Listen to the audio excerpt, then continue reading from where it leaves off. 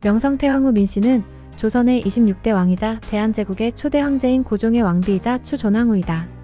2년 왕후의 생부인 민유 중에 후손으로 아버지는 사도시 첨정으로 사후증 의정부영의 정, 여성부원군에 추봉된 민치록이고 어머니는 감 고당 한산 이씨이다. 아명은 자영, 본가는 여흥 출신지는 경기 여흥이며 여주 나들목 인근에 생각공원이 있다. 고종의 정비로 1871년 첫 왕자를 5일 만에 잃고 최익현 등과 손잡고 흥선대원군의 간섭을 물리치고 고종의 친정을 유도했다. 민씨 척족을 기용함으로써 세도 정권을 부활시켰으며 1882년 이모군란 이후 일본한테 겨냥하는 견제를 위해 청나라의 지원에 의존하다가 1894년 청일전쟁에서 청나라가 패배당한 이후에는 러시아를 끌어들여 일본을 견제했다. 맨 처음에는 개항에 미온적이었으나 점진적인 개화시책을 통해 친일 성향을 띤 급진개화파의 개화 정책에 제동을 걸었다. 그러다가 흥선대원군과 주조선 일본공사 미우라 고르의 공모에 의해 일본인 병사와 낭인들에게 암살당했다. 사후 대한제국이 성립되면서 황후로 추봉되었다. 정식 시호는 효 자원성정화 합천운 공성덕제 휘열 목명성 태황후이다. 명성황후 암살의 배후 일본 낭인. 일본 자객들은 치밀하게 계획을 짜고 한성으로 잠입, 명성황후의 암살을 주도하였다. 이 과정에서 조선인 병사들을 훈련하여 표면적으로 앞세웠다. 또한 명성황후의 암살 배후로 일본 공사 이노우의 가오루 등이 지목되었다. 2006년에는 최문영 한양대 명예교수가 일본 헌정자료실에서 찾아낸 야마가타 아리토모 육군대장과 무스 무네미스 외상 사이의 편지를 통해 일본 정부의 개입설이 제기되기도 하였다. 명성황후의 암살 과정에서 조선인 병사들이 길안내를 했고 일본군이 양성한 훈련대의 제1대대장 이두왕 제2대대장 오범선, 제3대대장 이진호 등이 일본 낭인에 협력했다. 그 밖에 전 군부협한 이주해 등도 포섭하였다. 이중 우범선이 1903년 고영근에게 죽임을 당했다. 조선인 협력자들. 명성황후 암살의 국내 고위급 협력자로 육일준과 흥선대원군이 지목되었다.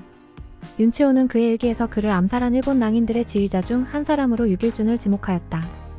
명성황후가 암살당할 무렵 윤치호는 육일준과 일본인 이시즈카가 사건의 전말을 은폐하기 위해 자신을 그날의 저녁 식사에 자신을 초대했다는 것이다.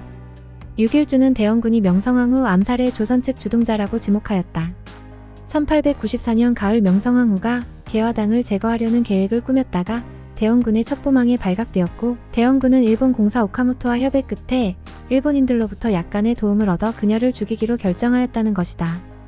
육일준은 흥선대원군을 명성황후 암살의 조선인 거물 협력자로 지목했다. 미국인 교수 에드워드 모스에게 보내는 편지에서 육일준은 명성황후 암살은 실행되었지만 대원군이 명성황후 암살 문제를 일본 공사와 협의하고 일본 측에 약간의 도움을 요청한 것은 큰 실수였다고 지적하였다. 그러나 육일준은 도움을 얻기 위해서는 달리 방법이 없었다는 의견도 덧붙였다. 사학자이며 대한민국 임시정부의 2대 대통령인 박은식도 흥선대원군을 명성황후 암살의 배후로 지목하였다. 박은식은 춘추전국 시대에 조돈이 왕을 암살한 것을 비유하여 이와 다를 바 없다고 평가하였으며 감정이 사람의 양심을 가린다며 비판하였다. 흥선대원군과 육일준 외에도 조선국 국군 1대대장, 오범선 2대대장, 이두왕 3대대장 이진호 등과 윤서구 일본공사관 통역관 박선, 문신 구현수 등이 협력했고 궁궐수비대의 90군대 출신 조선인 병사들도 자발적으로 협력했다. 강간 또는 시간 논란.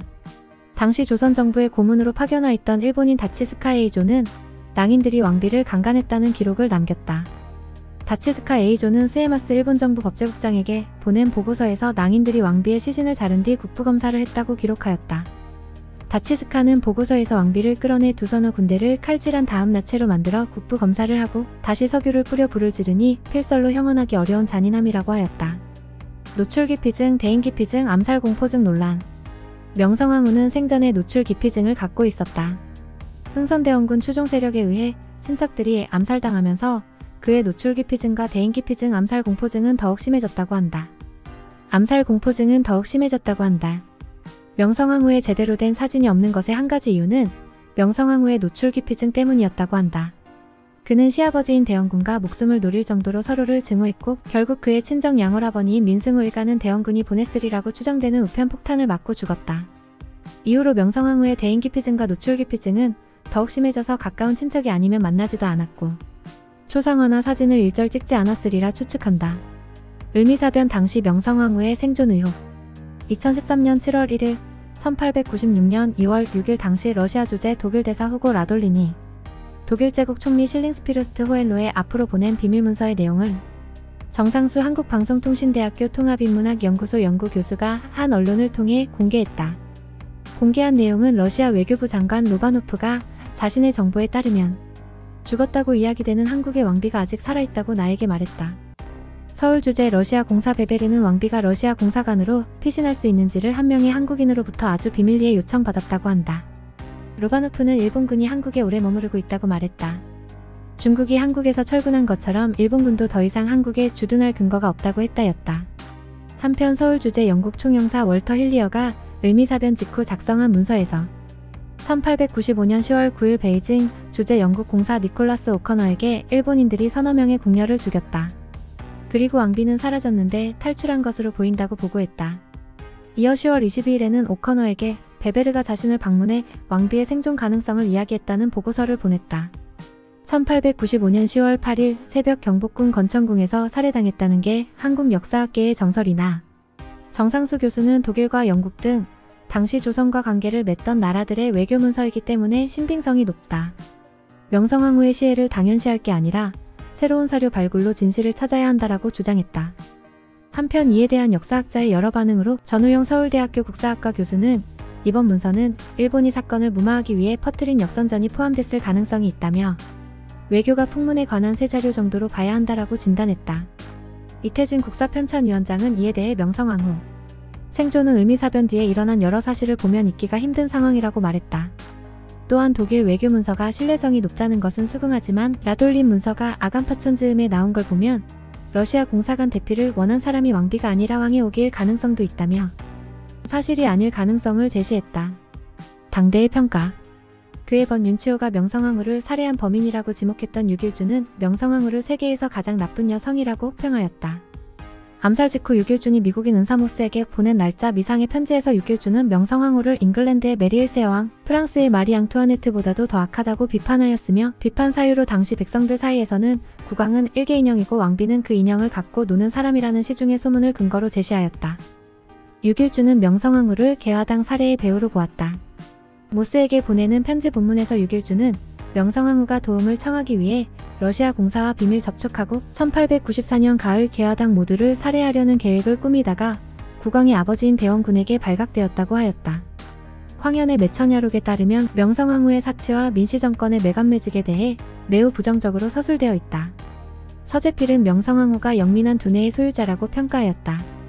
1947년 군정기 때의 한 회고담에서 서재필은 김옥균의 지략은 역사적인 것이었소. 박영효와 홍영식과 서강범 또한 그에 뒤지지 않는 제사들이었지요. 그래서 세상 사람들은 그들에다 나까지 넣어 5사람의 기지와 계략을 모으면 세상에 못할 일이 없다고까지 일컬었습니다.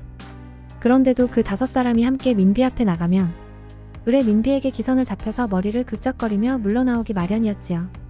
민비는 실로 당할 길 없는 지략과 재략을 지닌 걸물이었소라며 그녀가 사태 분석에 기민했다고 평하였다.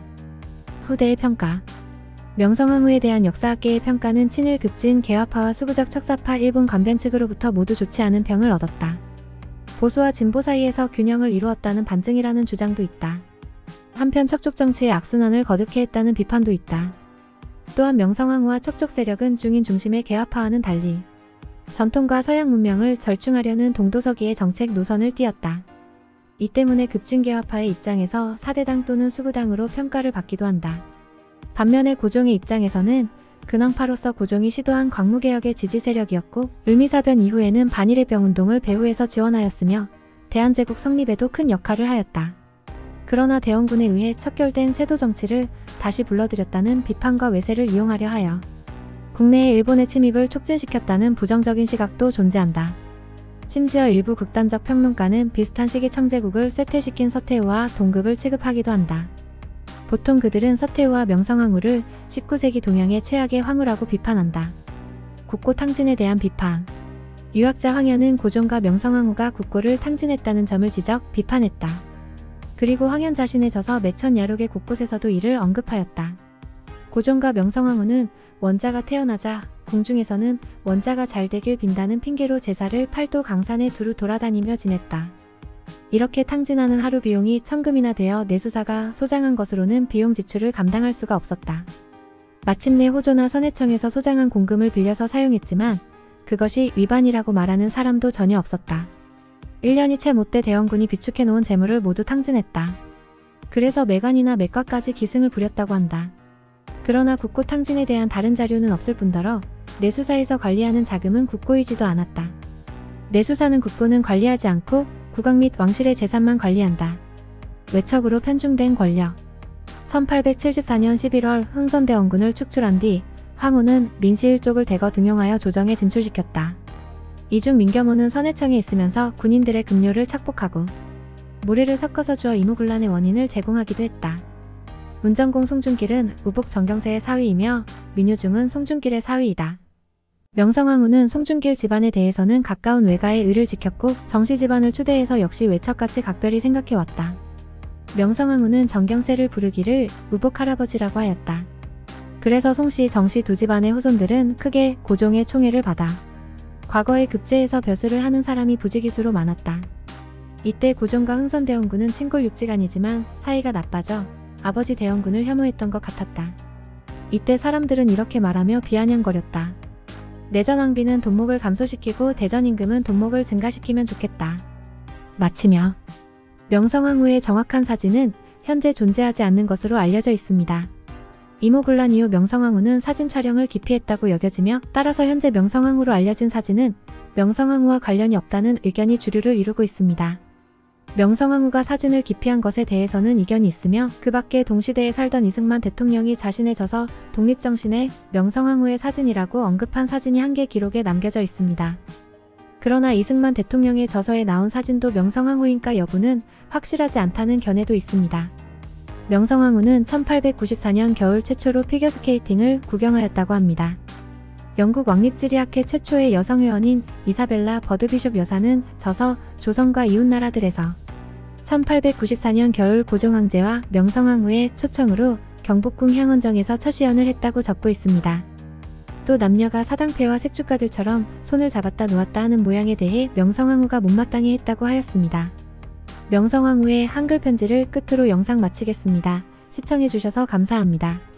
글씨 보고 밤사이에 아무 탈 없이 지낸 일 든든하며 여기는 임금의 문안도 아주 평안하시고 동궁의 정왕도 매우 평안하시니 축수하며 나는 한결같으나 다리의 통증이 한결같다. 영복이 검교는 그리하겠다. 임금을 모신 것에 대해 상을 내리는 일은 알아보겠다. 안주노기는 자리를 옮기겠다. 오늘 일기도 춥고 차다.